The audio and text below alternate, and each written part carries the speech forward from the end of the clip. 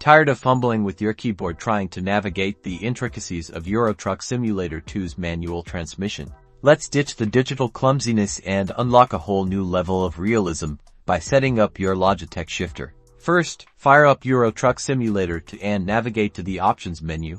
Click on the Controls tab. Next, find and click the Input Wizard button. This is your gateway to seamless shifter integration. In the Input Wizard, select Steering Wheel plus Keyboard. It seems counterintuitive, but trust me on this. Now, if your wheel is listed, like the Logitech G29 or G920, select it.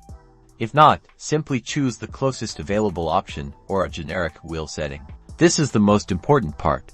Select Shifter and click Next. Finally, find the Transmission Shifter Layout option. From here, experiment until you find a layout that matches how you want to drive. That's it. Get out on the road and enjoy the unmatched immersion of manual transmission using your Logitech shifter. Now you can finally master those challenging uphill climbs and tricky highway merges.